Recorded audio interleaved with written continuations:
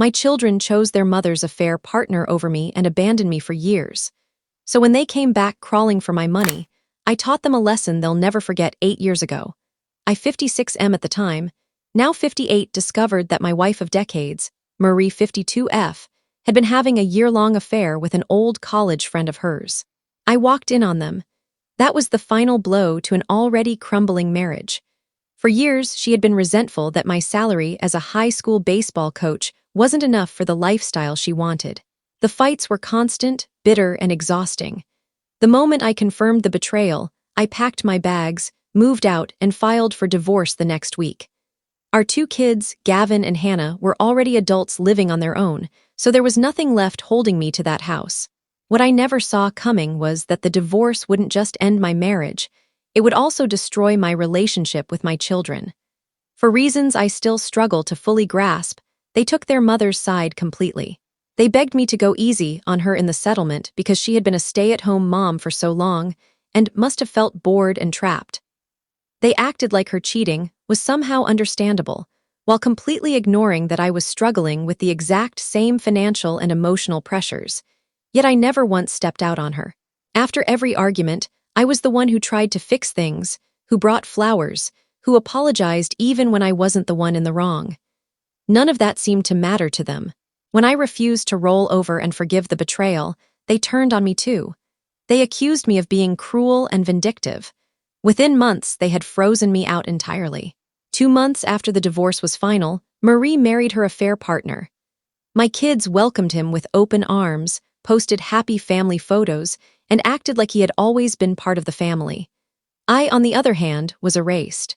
I wasn't invited to Gavin's wedding 6 years ago, nor to Hannah's 4 years ago. The excuse was always the same: Mom and affair partner will be there, it'll be awkward.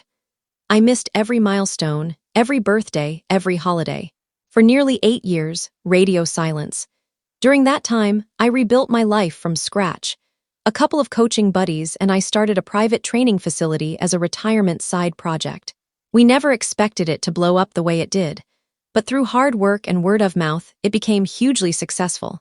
We're now talking about opening new locations. For the first time in my adult life, I'm genuinely comfortable, financially and emotionally.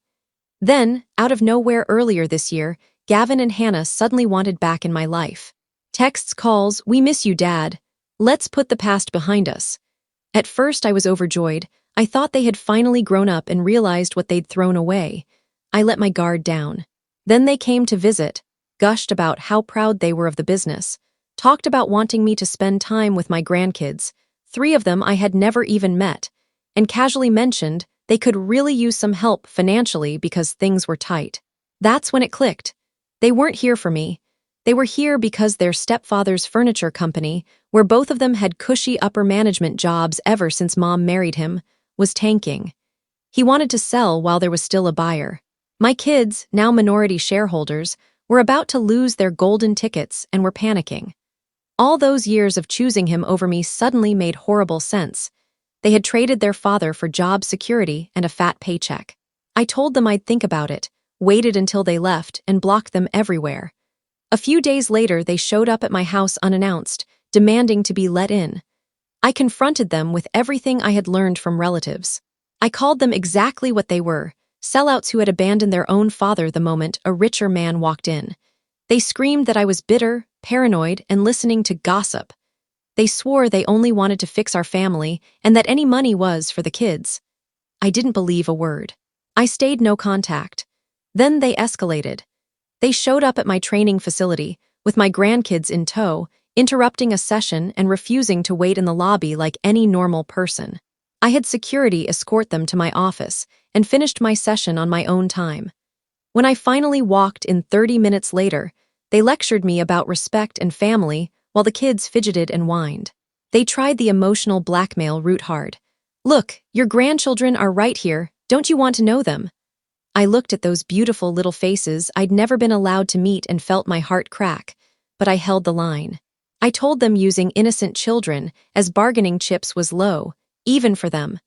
I told them I was done being their backup plan. When Gavin started yelling and the kids began crying, I calmly informed them security would remove them if they didn't leave on their own. They stormed out, calling me heartless and ego-driven. 3 days later came the email from a new address. A long, painfully honest apology. They admitted everything. That yes, they had chosen their stepfather because of the jobs and lifestyle he offered. That they had been selfish and materialistic and wrong. That they understood if I never wanted to see them again, but begged me not to punish the grandchildren for their mistakes. They even dropped the investment pitch entirely, said it was my call, no pressure, no expectations. I sat on that email for almost 2 months. I talked to my partners, my friends, prayed, lost sleep. In the end, I decided one thing: I'm 58. I don't have unlimited years left, and those little kids didn't do anything wrong. So I wrote back. I invited them, all of them, spouses included, for dinner at my house. But I drew an ironclad boundary.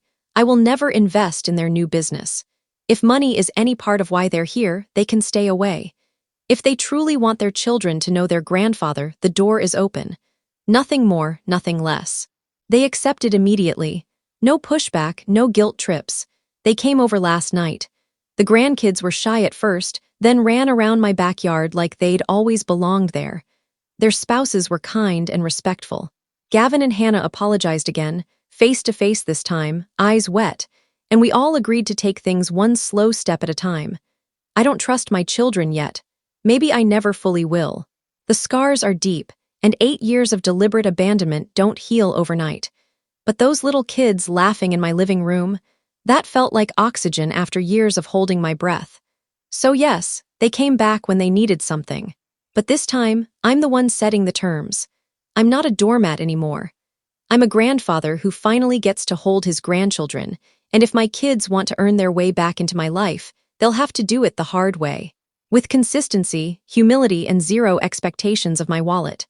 For the first time in almost a decade, I have hope. Cautious, guarded, heavily boundaried hope, but hope nonetheless. Thank you for watching my story.